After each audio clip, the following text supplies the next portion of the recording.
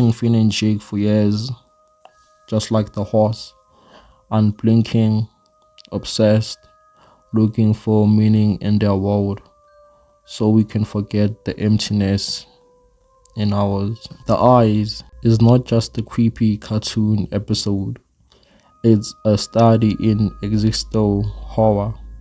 It's about what happens when you confront the unknown.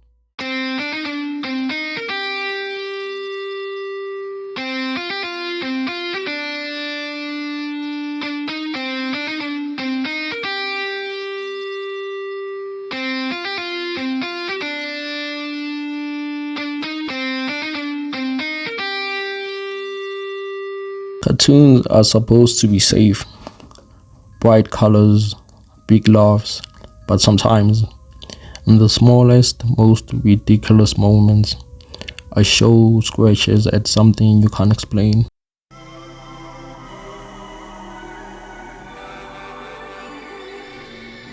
Ghostfly is one of those moments, 10 minutes of silly horror that ends up feeling contagious. The episode begins with a humble, mundane scene. Jake making soup. A fly lands. Jake sweeps it. Problem solved. Except the fly comes back as a ghost. Why is a fly scary? Because it breaks the rules of scale and consequences. In Ghostfly, the writers Cole Sanchez and Graham Fleck use a trivial, everyday annoyance to pull the thread on something larger, unfinished business. Small acts with outsized consequences and a cosmic indifference to our sense of justice. Peppermint Butler, Adventure Time's on-call occultist, is called in. Is the show's wing to older horror troops. The medium, the ceremonial props, the weirdly cheerful man who knows too much. He tries ritual and trickery, but the ghost does not respond like a normal spirit. The fly's haunting is not dramatic but invasive.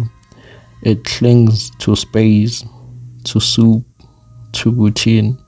It becomes an irritate that corrodes insanity rather than a monstrous thing you can simply destroy. Peppermint Butler is a requiring conduit between the maiden and the occultist in Adventure Time. Got stuff to do. Ooh. Hey! No! Unclean demon, feel the sting of holy water! When normal methods fail, Jake does what any cartoon body would not. He goes to the other side. The show stages a low-level dead world, uncanny, ordinary, and absurd. And there we see the logic of this haunting. The fly's unfinished business is literally unfinished food. This is a brilliant subversion. Ghost stories historically revolved around unresolved trauma or revenge. Ghostfly reduces the ghost grudge to the smallest possible site, the thief of a last slope, and in doing so, it makes the haunting comically petty and disturbingly believable. Even spirits can be cheap and petty.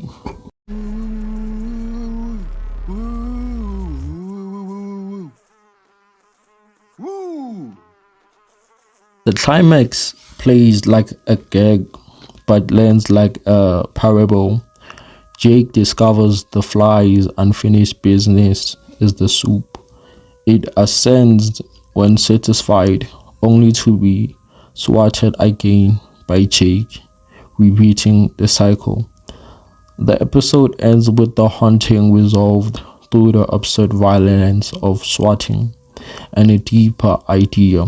Sometimes closure is stupid, physical, and immediate. On one level, Ghostfly laughs at supernatural melodrama.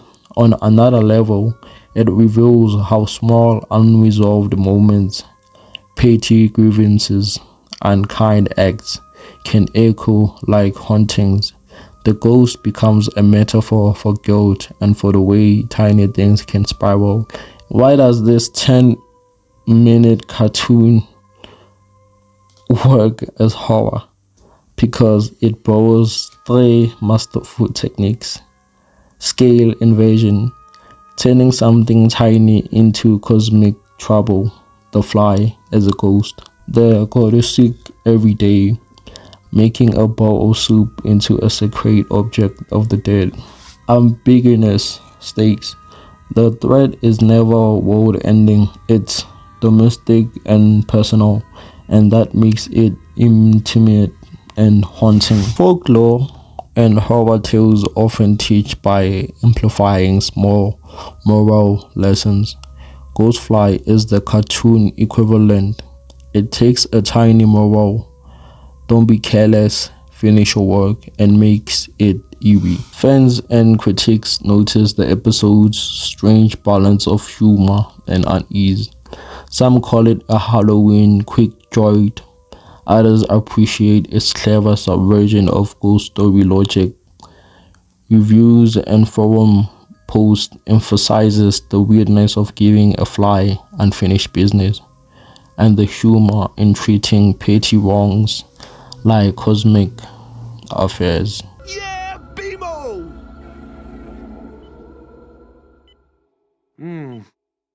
BMO? Jake, I missed you, bro! Jake! Don't ever leave me again! Good job, BMO. You brought me back. Yes. Yay, Bimo. Bimo is so good. Ghostfly reminds us that horror is not always big or noble. Sometimes it's petty. Sometimes it's a nagging, buzzing thing that won't leave you until you fix the small wrong you started. And maybe that's scarier than any monster that wants to eat your soul. Because this one can be anywhere. In a soup, on a nightstand, or in the guilt you never finish dealing with.